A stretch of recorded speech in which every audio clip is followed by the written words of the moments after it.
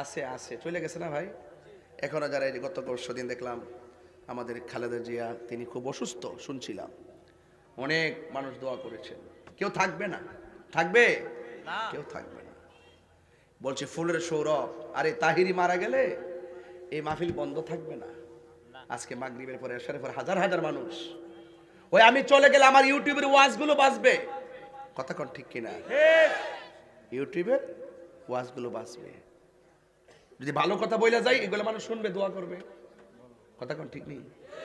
প্রাণ পাখি উড়ে যাবে পেঞ্জর ছেড়ে,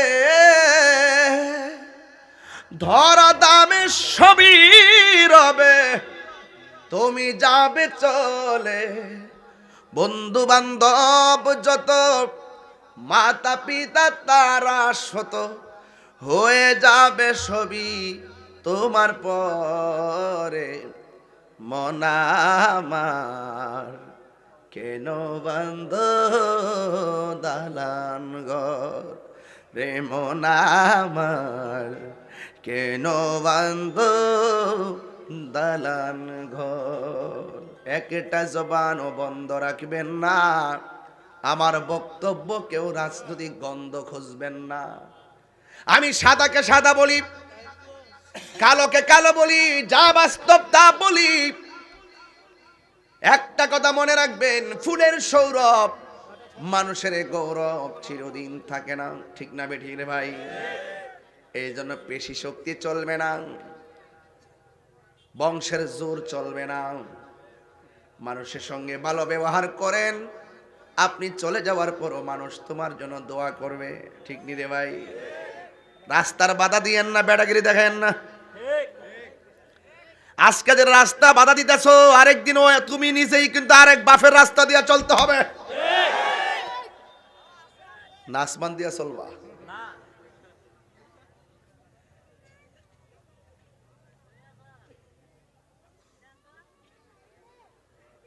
আমাদের দেশে রাস্তা বাধা দেয়। ভালো আছেন? আচ্ছা আচ্ছা, কেমন আছেন? এই হ্যাঁ হ্যাঁ, রাস্তার বাধা দেয় না? কে রাস্তার বাধা দেয় না?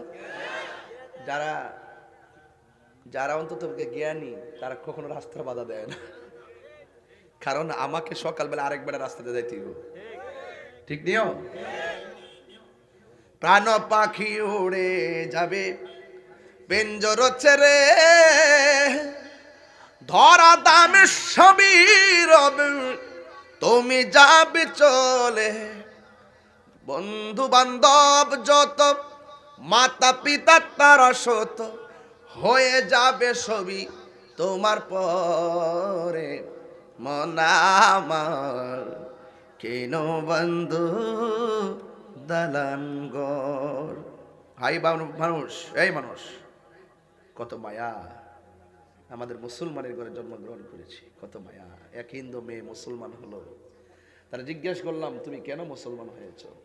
আমার মা যখন মারা গেছে, যেই মার বডি কেউ দেখে নাই, যখন আগুনে দেওয়ার পরে শরীরে একটা মূর্ছা মারছে, আমার মার পায়ের মধ্যে লাঠি দিয়ে বাইরে বাইরে পুড়তেছিল, আমার মার বডিটা ওপেন হয়ে গেছিল, আমার খোরো লজ্জা লাগছে।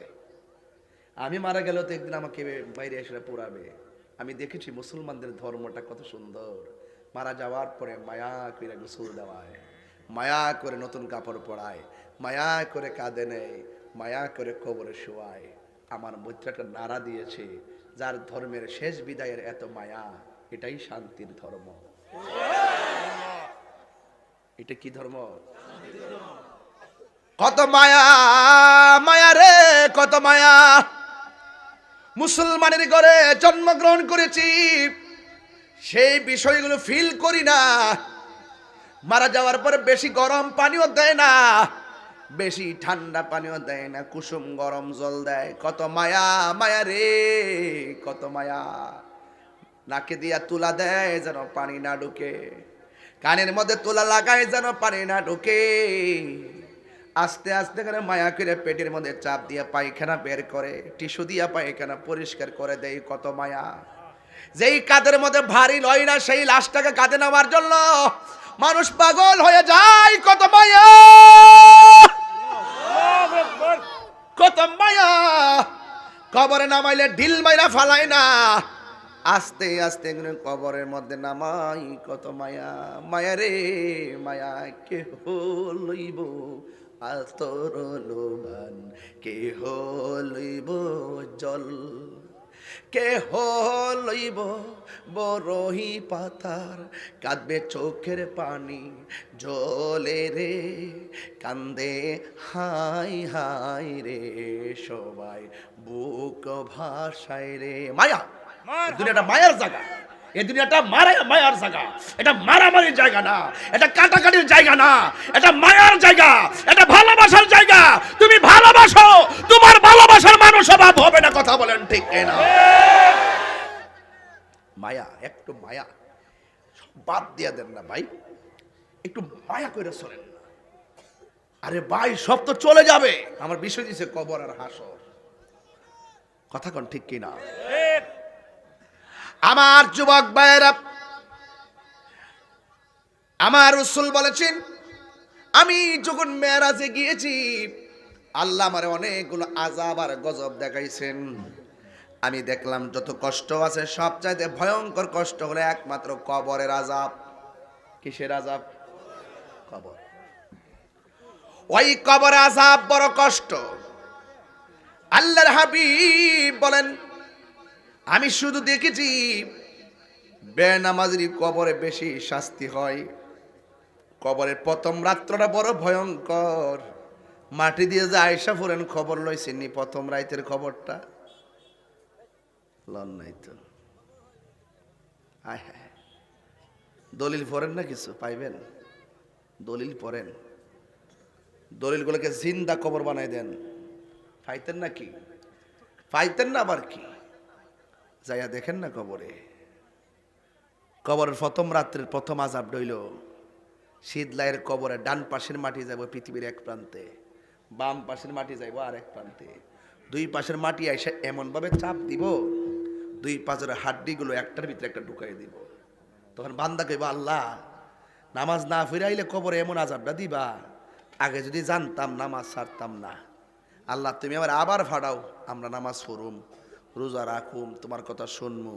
আল্লাহ কি কই শুনবেন? শুনবেন? আল্লাহ কয় হেউন তো না। আল্লাহ কি কই শুনতেন না? বুঝে উত্তর দেন না। পরের জায়গা পরের জমিন ঘর বানায় আমি রই, আমি তো সেই ঘরের মালিক নয়। ঠিক কিনা রে বাবা? বুঝে না? নতুন বাবা বুঝে উত্তর দেস না, কার সামনে বসে জানতে পারছিস না বাবা? তাই রুজুরিটা অক্ষণ দেখবে গরম অক্ষণ নরম। এমনি না চলতেছি বাংলাদেশটা। আমি হইলাম দেশপ্রেমিক মানুষ, আমি সম্প্রীতি বান্ধব মানুষ।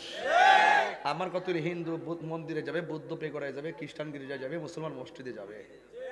আমরা হিন্দুদেরকে নিরাপত্তা দিব, তারা তাদের ধর্ম পালন করবে, তারা তাদের পূজা টোজা করবে, আমরা নিরাপত্তা দিব। তবে আমাদের কাজ হইল দাওয়াত দেওয়া।